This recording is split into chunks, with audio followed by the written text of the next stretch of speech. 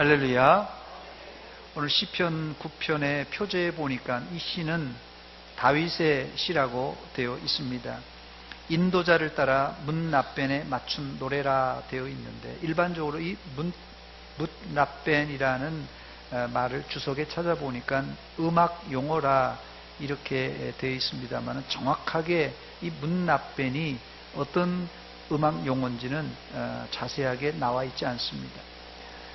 그런데 이 문납벤이 음악적인 용어인 이유를 여기 뒤에서 보면은 인도자를 따라 문납벤에 맞춘 노래라 이렇게 되어 있습니다. 여기 인도자라는 말은 찬양을 지휘하는 지휘자를 말하고, 이 문납벤에 맞춘이라는 의미는 이 문납벤이라는 하나의 곡조, 어떤 템포나 곡조의 의미입니다. 그래서 이런 문납벤 곡조에 따라서 이 시를 읽으라 혹은 노래하라, 그런 뜻입니다.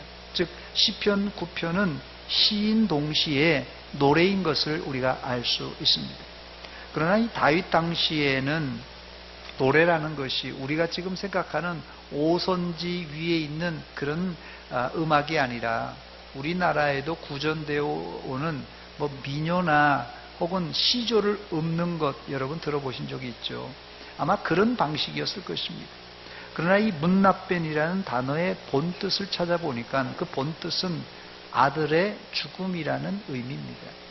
이 시편의 아람어 역본에는 병사가 죽었을 때 부른 노래 이렇게 해석되어 있고, 또 어떤 자료에 보니까 나발이 죽었을 때 또는 압살롬 혹은 골리앗이 죽었을 때라는 해석이 달려 있습니다. 그러나 이 내용을 읽어보면은 누가 죽었을 때, 아들이 죽었을 때 부르는 이 애도시라기보다는, 누가 죽었든지 심지어는 아들 압살롬이 죽었을지라도 다윗 입장에서 보면은 그것은 승리요 혹은 하나님의 의로운 심판의 개념이 짙게 깔려 있는 것을 알 수 있습니다. 그래서 이 시는 다윗의 승리 혹은 하나님의 승리라는 의미로 여러분들이 보면 될 것입니다. 첫 번째, 이 본시는 다윗의 감사와 기쁨 그리고 즐거움으로 시작합니다. 본문 1절과 우리 2절을 우리 천천히 한번 같이 읽어보겠습니다. 시작. 내가 전심으로 여호와께 감사하오며 주의 모든 기이한 일들을 전하리이다. 내가 주를 기뻐하고 즐거워하며 지존하신 주의 이름을 찬송하리니. 아멘. 여기 보면 다윗은 그냥 감사한 것이 아니라 내가 전심으로 하나님께 감사하고 또 너무 즐거운 나머지 기뻐 뛰며 하나님을 찬양하고 있습니다. 내가 전심으로 여호와께 감사하오며 주의 모든 기이한 일들을 전하리이다. 내가 주를 기뻐하고 즐거워하며 지존하신 주의 이름을 찬송하리라 그랬습니다. 왜 이런 감사와 찬송이 이 다윗의 입에서 나왔던 것입니까? 그 이유를 본문 3절에 다윗은 기록하면서 내 원수들이 물러갈 때 주 앞에서 넘어져 망함이니이다 이렇게 고백합니다. 한마디로 다윗이 대적으로 말미암아 큰 어려움에 당했던 모양입니다.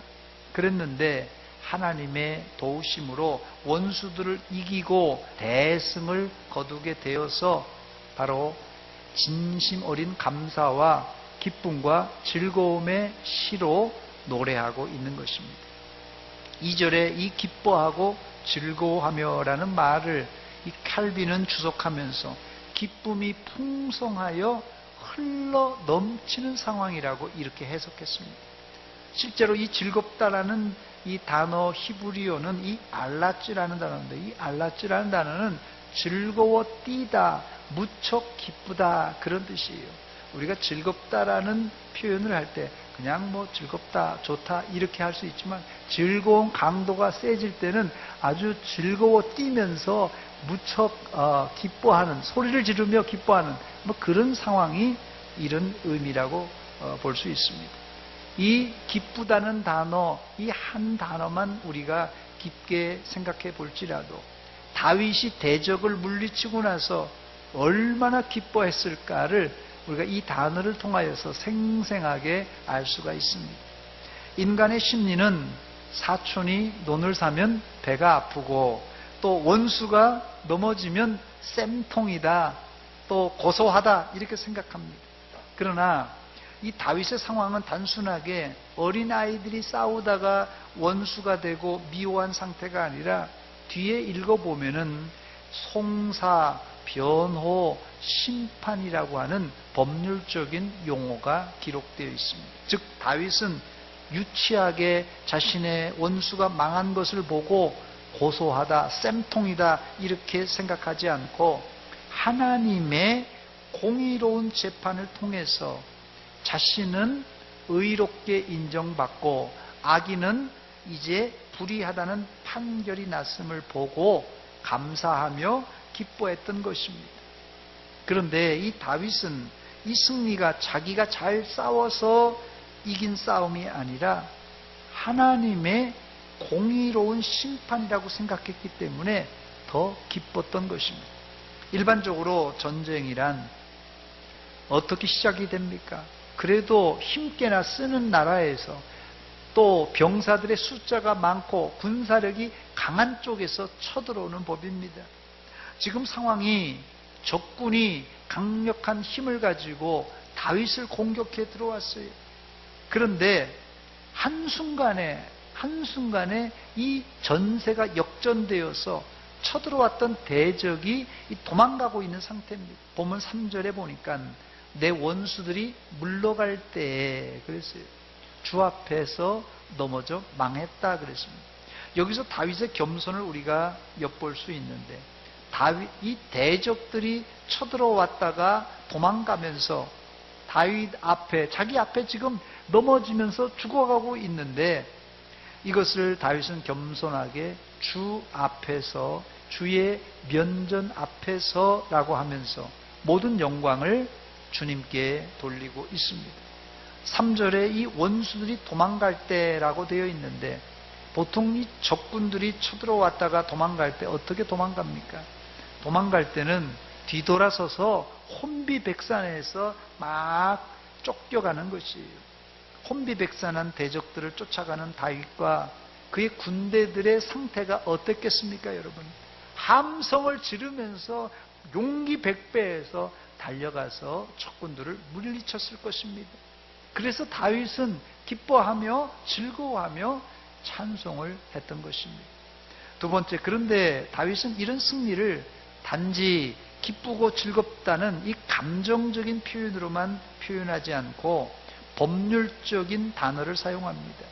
그 이유는 이 전쟁은 단순한 싸움이 아니라 하나님의 의의 심판이기 때문에 그렇습니다. 본문 4절 말씀입니다. 주께서 나의 의와 송사를 변호하셨으며 보좌에 앉으사 의롭게 심판하셨나이다 했습니다. 하나님이 정의의 하나님이기 때문에 정의는 반드시 이기게 되어 있습니다. 아멘. 하나님이 정의의 하나님이기 때문에 정의는 반드시 이기게 되어 있습니다. 그런데 우리가 살고 있는 세상의 상황은 어떻습니까, 여러분? 여러분들이 이제까지 30년, 40년, 50년, 60년, 70년, 80년 평생을 살아오면서 과연 정의가 반드시 승리하는 것만 보고 왔습니까? 우리 사회를, 우리 국가를 이렇게 돌아보면, 아니 내 개인의 삶을 돌아보면 정의가 잘 이렇게 구현되어서 정의로운 사회라기보다도 정말 빽 있고 권력 있는 사람들이 이제 힘을 발휘하는 것을 볼 수 있습니다. 그러나 여러분, 실망하지 마시기 바랍니다. 여러분들은 지금 당장 내가 성공했느냐 실패했느냐, 지금 당장 내가 이겼느냐 졌느냐 이걸 보지 마시고 마지막엔 반드시 정의가 승리할 줄 믿고 여러분 불의와 타협하지 마시기 바랍니다. 많은 사람들이 저 사람이 나한테 불의하게 돼? 저 사람이 완전히 나한테 무법천지로 나한테 이렇게 돼? 그렇다고 우리가 불법을 저지르는 것이 정당하지 않다는 것이에요. 잘 들으시기 바랍니다. 이 사회에서도 마찬가지입니다. 저 사람이 불법을 행했다고 내가 불법을 행하는 게 절대 정당화될 수 없습니다. 많은 사람들이 자기가 잘못해놓고 뭐라고 그러냐 하세요? 저 사람이 저렇게 나오니까 내가 이렇게 하는 거 아닙니까? 이렇게 얘기하는데 절대 그것이 정당화될 수 없습니다. 물론 정상 참작은 될 수 있겠지요. 그렇다고 그것이 정상 참작이 의롭다는 것은 아닙니다. 그러므로 여러분, 지금 내가 당장 이기고 지는 것에 목숨 걸지 마시고 마지막엔 반드시 정의가 승리할 줄 믿고 하나님 앞에서 여러분들은 의롭게 사시기를 축원합니다. 저를 한번 따라서 하시기 바랍니다. 정의는 반드시 이깁니다. 실제로 다윗은 가는 곳마다 백전백승했던 용장이었습니다. 역대상 18장 6절과 13절을 읽어보면 이 두 절 가운데 공통적인 분모가 있는데요. 공통 문구가 나옵니다. 그게 뭐냐면요, 다윗이 어디로 가든지 여호와께서 이기게 하시니라. 또 13절에도 다윗이 어디로 가든지 여호와께서 이기게 하셨더라. 뒤에만 틀렸지 똑같은 말이 이 두 절에 기록되어 있습니다. 마찬가지로 여호수아 장군도 가나안 정벌 전쟁에서 싸우는 곳마다 백전백승했습니다. 여러분, 다윗과 여호수아 장군이 백전백승했던 이유가 무엇입니까? 그 이유가 있는데, 이 전쟁은 단순한 다윗과 여호수아의 전쟁이 아니라 하나님의 거룩한 전쟁, 성전이라고 합니다. 하나님의 거룩한 전쟁이고, 더 나아가선 하나님의 의의 심판의 성격이 짙기 때문에 바로 이 전쟁은 다윗도 여호수아도 이길 수밖에 없었던 것입니다. 제가 어릴 적에 가장 재미있게 보았던 영화, 만화 영화가 하나 있는데요, 황금박쥐입니다. 황금박쥐 어디에서 날아왔나 황금박쥐. 제가 이거 노래를 부르니까 극명하게 두 군데로 나눠주는데, 이게 무슨 황금박쥐라는 게 뭔가 하는 세대와 또 아시는 분들이 있는데요. 이 저자가, 황금박쥐를 만든 이 제작자가 황금박쥐를 정의의 용사로 이렇게 지칭을 해놨더라고요.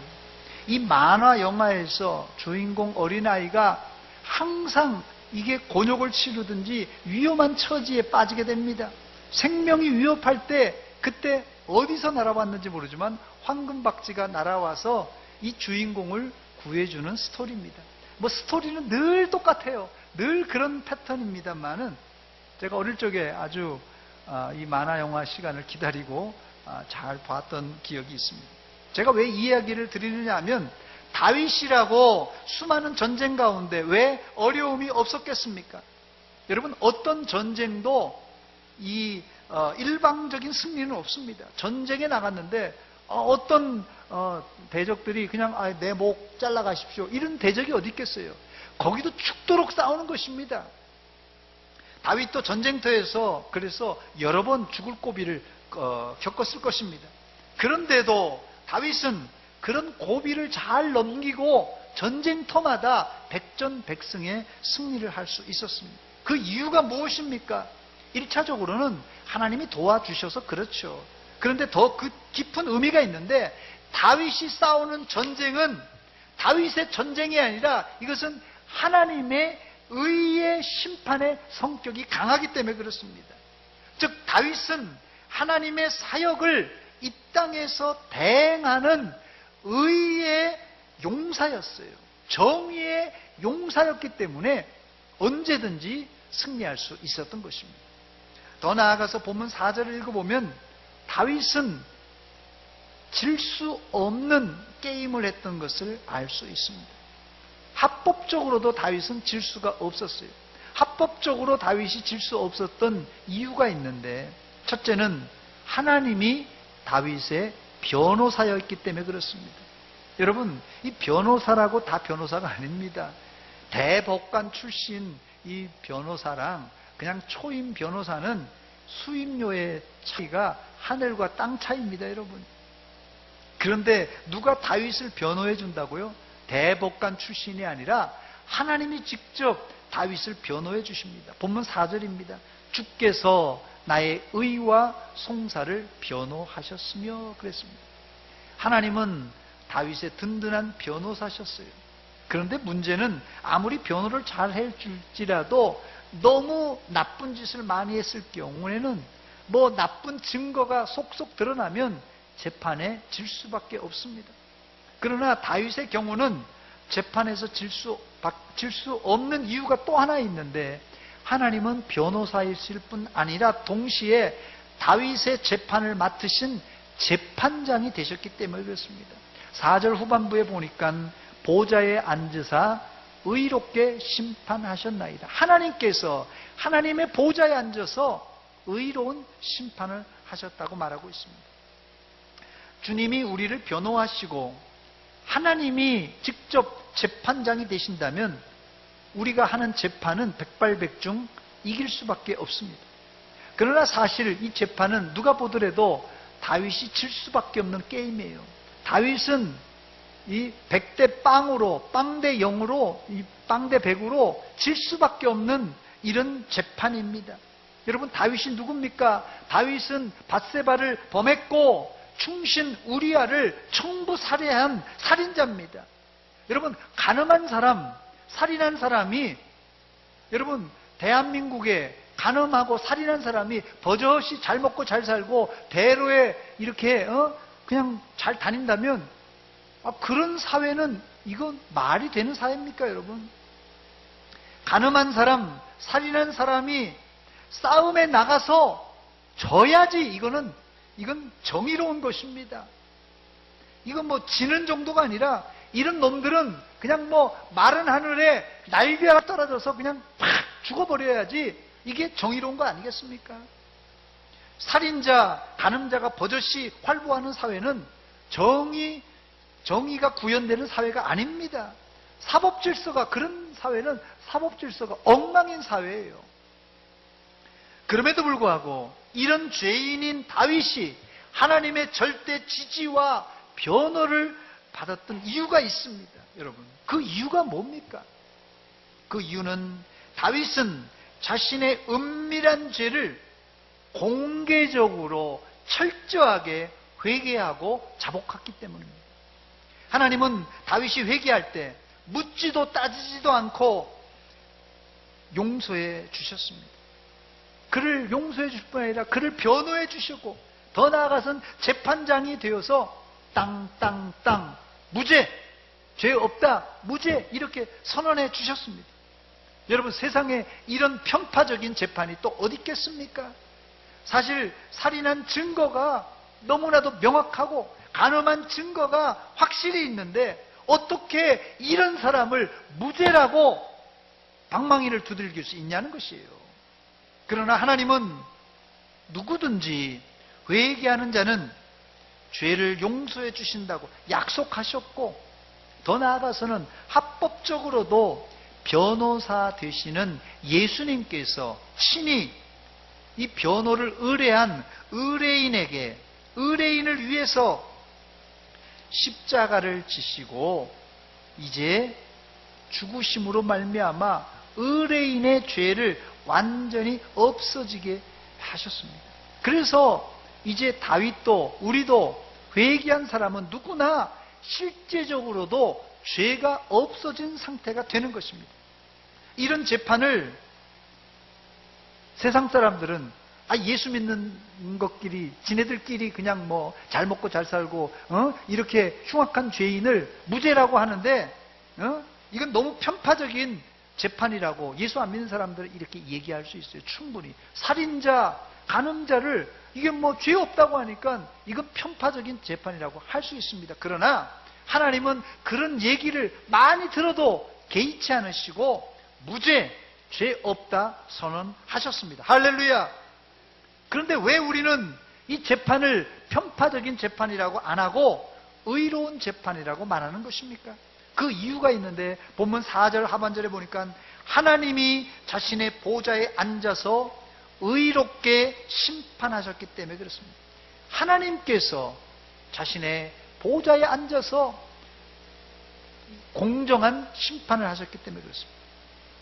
본문 8절에 하나님은 공의로 세계를 심판하시고, 심판을 함부로 하는 것이 아니라 하나님은 공의로 세상을 심판하셨다고 그러고, 그 다음에 정직으로 만민을 판결하셨다고 말씀하고 있습니다. 그래서 바울사도는 디모데에게 편지하면서 디모데후서 4장 8절에 보니까 주님을 주 곧 의로운 재판장이라 이렇게 불렀습니다.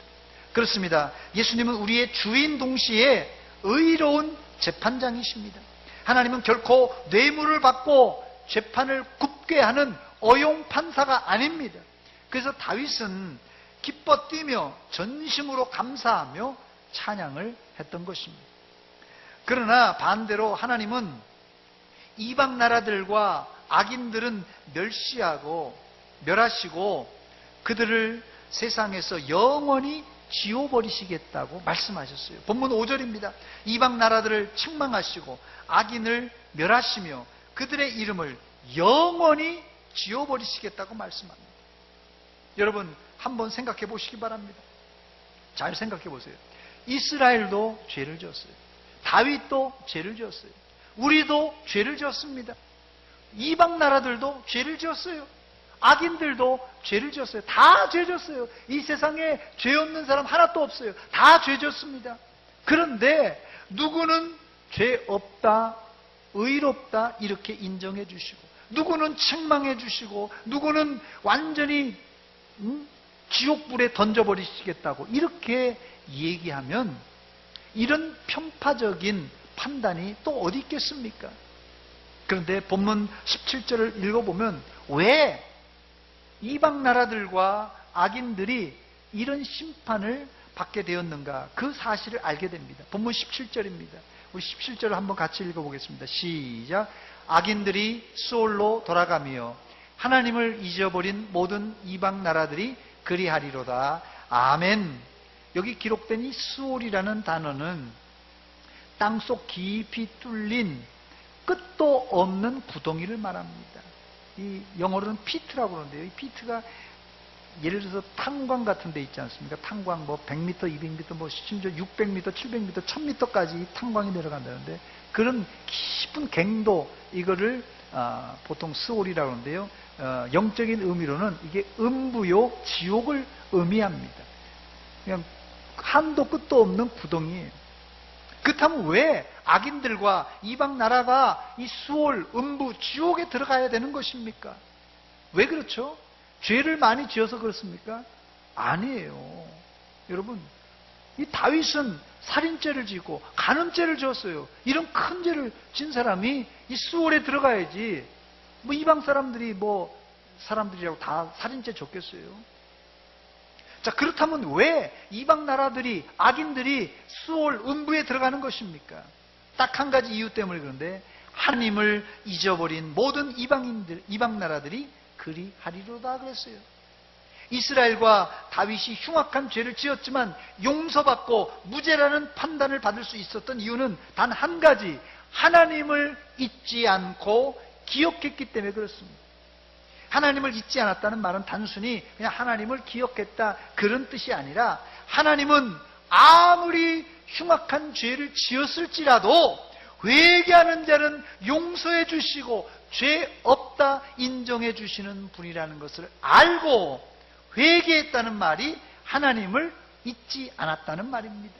그렇습니다. 우리의 싸움은 그냥 죄를 1개 졌냐, 2개 졌냐, 10개 졌냐, 혹은 죄가 흉악한 죄를 졌느냐, 간단한 죄를 졌느냐, 이런 싸움이 아닙니다. 여러분, 착각하는 사람들이 많이 있어요.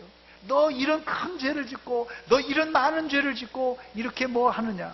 나는 어떻던데요? 나는 조그만 죄를 졌으니까 괜찮고, 나는 죄를 하나 둘밖에 안 졌으니까 괜찮고입니까? 아니에요. 여러분, 죄는 죄입니다. 여러분, 죄를 100가지를 졌든지 1가지를 졌든지 10가지를 졌든지 5가지를 졌든지 우리 입장에서는 이게 많고 적고 어느 흉악하고 덜하고지만, 하나님의 입장에서는 모두 다 죄인이에요. 죄인. 자, 그런데 여러분, 똑같은 죄인이지만 여기 차이가 있는데요. 그게 뭡니까? 하나님을 잊은 사람들과 하나님을 잊지 않은 사람이에요. 그래서 잊지 않은 사람들은 하나님께 나와서 용서를 구하면, 회개한 사람은 용서해 주신다는 그 사실을 알고 하나님께 회개하는 자와 그 사실을 알고도 회개하지 않는 사람, 이렇게 두 가지로 나눠주는 것입니다. 그래서 우리의 싸움은 죄를 많이 졌냐 적게 졌느냐, 큰 죄냐 작은 죄냐, 그것이 아니라 회개한 사람이냐 아니냐, 이게 가장 큰 이슈입니다. 여러분, 일반적으로 우리 주변에 법 없이도 사는 모험생들이 있어요. 저 사람은 법 없이도 사는 사람이야. 이런 사람들은 겉으로 깨끗하게 정직하게 사는 사람입니다. 속도 아마 착하게 사는 사람일 것이에요. 그런 사람은 법 없이 사는 사람이라고 합니다. 그러나 이 사람의 최고 약점이 있는데, 법 없이 사는 사람들은 하나님의 도움 없이도 나는 깨끗하게 죄 없이 그럭저럭 잘 살 수 있는 사람이라고 하는 아주 교만한 사람입니다. 여러분,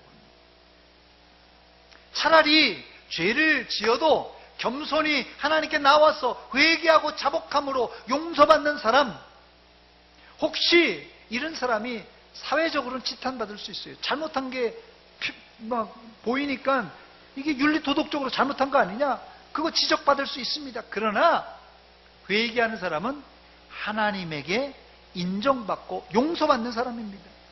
여러분들은 혹시 윤리도덕적으로는 흠이 있을지라도 하나님께는 죄 없다 인정받는 회개하는 의인이 되시기를 주의 이름으로 축원합니다. 그래서 다윗은 하나님의 심판과 판결은 공의와 정직한 처사라고 말합니다. 다시 본문 8절입니다. 공의로 세계를 심판하시며, 하나님은 함부로 심판하는 게 아니라 공의로 세상을 심판하고 정직으로 만민에게 판결을 내리신다고 말하고 있습니다. 하나님께서 공의롭다고 하시고 하나님께서 정직하다고 하는데 그 앞에 아니라고 항변할 장사가 없습니다. 하나님의 절대적인 판결이란 뜻이에요.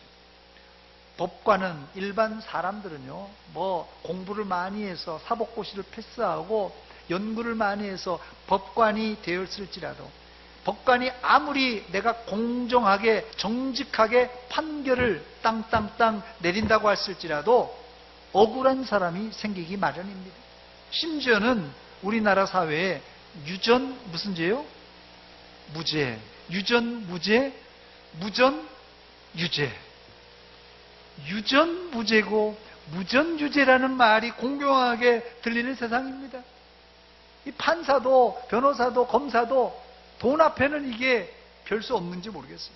그래서 어떤 사람은 판사의 판결에 그냥 이 앙심을 품고는 집에서 기다리다가, 골목에서 기다리다가 테러를 가는 경우도 있어요. 왜냐하면 나 이거 판결이 너무 억울하다, 그래서 그냥 테러를 저질러든지, 아니면 판결이 났는데도 법원 앞에서 데모하는 사람이 있어요. 이 판결 부정하다, 억울하다 하면서 법원 앞에서 막 피켓을 들고 이렇게 데모하는 사람도 있어요. 또 우리가 왜 광화문에 가서 왜 우리가 청와대 앞에서 데모하고 시위하는 것입니까? 대통령이 지금 정치를 잘못한다. 대통령도 좀 생각을 좀 다시 해봐라. 혹은 우리가 지금 너무 억울하다, 이런 표명입니다. 항의예요. 과거에는 이런 정치적인 정의 때문에 정치 정의가 잘 확립이 안 돼서 데모를 많이 했습니다. 그런데 지금은 정치적인 정의도 정의지만 더 큰 문제는 경제 정의 혹은 분배의 정의 혹은 노사 갈등 때문에 이 데모가 더 많이 일어난다고 합니다.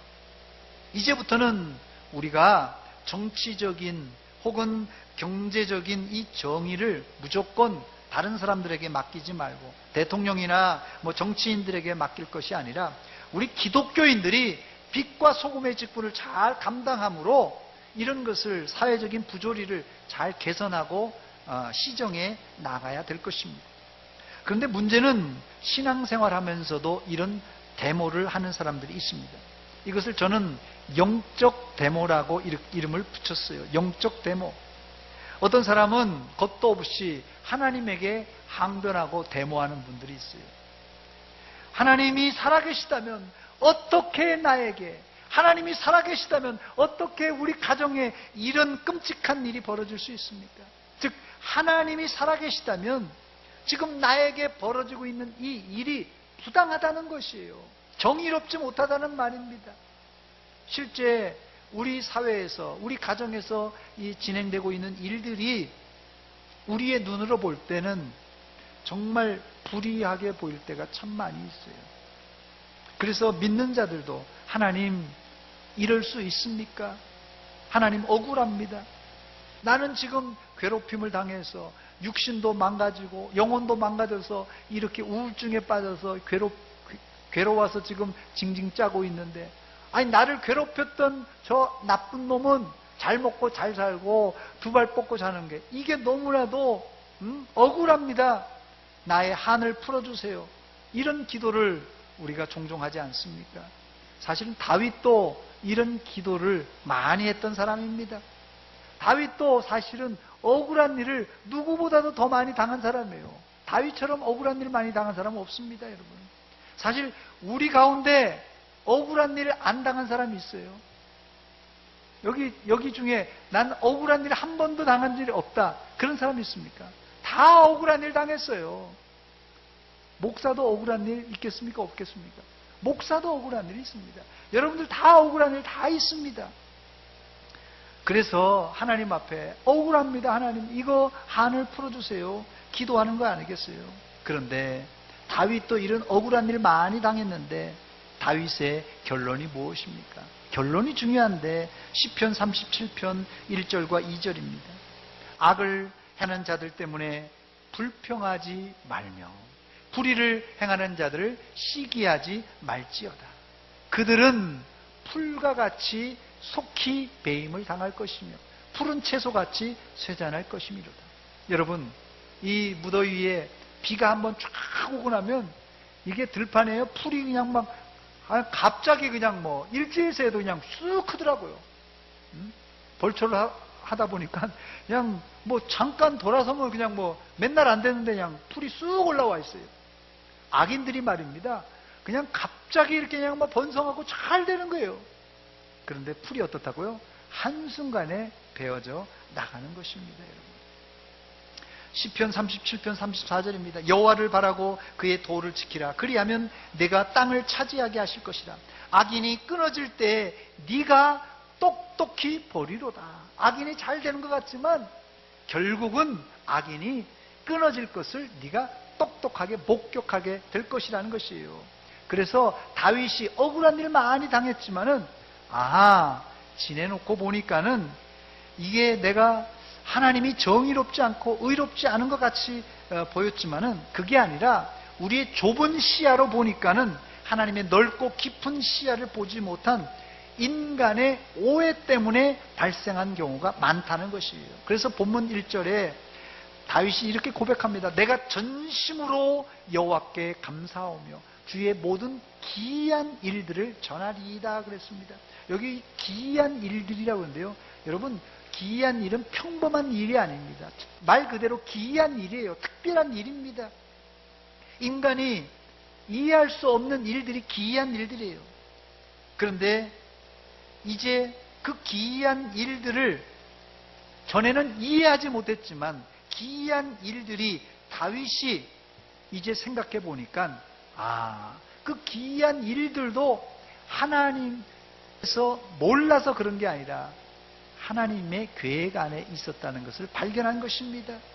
그래서 돌아보니 기이한 일들과 이해하지 못한 일들도 다 하나님께서 간섭하시고 이끄셨다는 것을 알게 된 것입니다. 그래서 다윗이 마음속 깊은 곳에서 내가 전심으로 하나님께 감사하며 기뻐하며 즐거워한다고 고백했던 것입니다. 지금까지 지내온 것 주의 크신 은혜라. 한이 없는 주의 사랑 어찌 이루 말하랴. 할렐루야. 돌아보니까 그때는 잘 몰랐는데 돌아보니까 지금까지 지내온 것이 주의 크신 은혜인 것을 발견한 것입니다. 이제 말씀을 맺습니다. 사람들은 하나님이 자신에게는 관대하기를 원하고 이 원수에게는, 다른 사람에게는 엄격하기를 원합니다. 하나님, 저놈은 아주 잘 보셔야 됩니다. 좀 단단히 보세요. 나는 그냥 관용을 해 주세요. 이렇게 생각합니다. 그러나 하나님은 정의의 하나님이십니다. 절대 기울어지지 않습니다. 그 하나님의 정의와 공평함을 여러분 믿으시고 참고 기다리시기 바랍니다.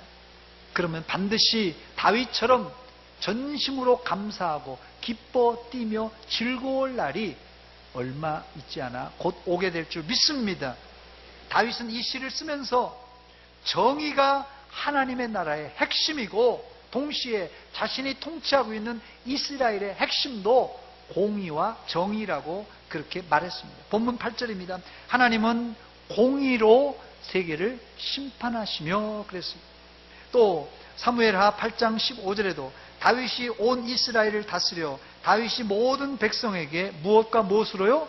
정의와 공의를 행할세 그랬어요. 다윗은 모든 백성에게 하나님의 공의와 정의가 실현되도록 다스렸습니다. 어느 나라든지 헌법 준수가 흔들리게 되면, 즉 정의가 무너지면 혼란한 상태, 즉 더 나아가서는 무정부 상태가 되고 맙니다. 여러분들은 세상의 윤리 도덕법도 잘 지켜야 되겠지만 이 하나님의 법, 하나님의 정의를 지킴으로 여러분 생활과 여러분 마음속에 하나님의 정의와 하나님의 법이 잘 이루어지는 곳, 그것이 뭔지 아십니까? 그게 천국입니다. 하나님의 나라가, 하나님의 정의가 실현되는 곳이고 하나님의 법과 질서가 잘 정립된 곳이, 그게 천국입니다, 여러분. 더 나아가서 그 하나님의 나라에 충실한 정의롭고 의로운 백성들이 다 되시기를 주의 이름으로 축원합니다. 축원합니다. 같이 기도하겠습니다. 이 시간 기도할 때, 하나님, 내가 이제까지 불의하게 또 억울하게 산 것 같지만 그 안에 하나님께서 공의와 정의를 이렇게 실행하셨다는 것을 믿습니다. 하나님 아버지, 이 시간 이제 나도 공의롭고 정의롭게 사는 그런 성도가 되게 하여 주시옵소서. 하나님의 정의가 내 생활 가운데, 내 삶 가운데 드러나게 하여 주시옵소서. 한 목소리를 같이 기도하겠습니다. 하나님 아버지, 은혜와 사랑 감사드립니다. 이 아침에 저희들에게 말씀 들려주신 것 감사합니다. 하나님, 우리는 하나님을 오해하기도 하고 하나님 억울하기도 하다고 하나님 투정했던 사람들입니다. 하나님, 그 억울하고 그 아버지여 기이한 일 가운데서도 하나님께서 계획하시고 하나님께서 하셨다는 것을 고백하며 감사와 찬양과 영광을 올려드립니다. 이제 우리가 불의와 타협하지 말게 하시고 의롭게 살게 하시고 하나님, 죄를 지었을지라도 회개하며 하나님 앞에 거룩하게 설 수 있는 믿음의 백성들 다 되게 하여 주시옵소서. 아버지만 기다립니다.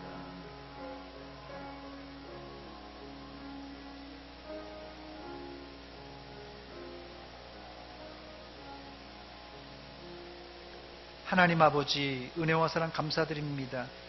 저희들 이렇게 세상 살면서 허물과 죄로 죽었던 저희들입니다. 그럼에도 불구하고 하나님의 정의와 공의를 살리기 위해서 예수님을 십자가를 지우시기까지 우리를 사랑해 주시고 죄 없다 선언해 주신 것 감사드립니다. 이제는 하나님의 의와 정의를 따라 살게 하여 주시고 불의와 타협하지 않도록 도와주시옵소서. 그래서 우리 교회가, 우리 사회가 하나님의 정의가 실현되는 나라가 되게 하여 주시옵소서. 예수님의 이름으로 기도합나이다. 아멘.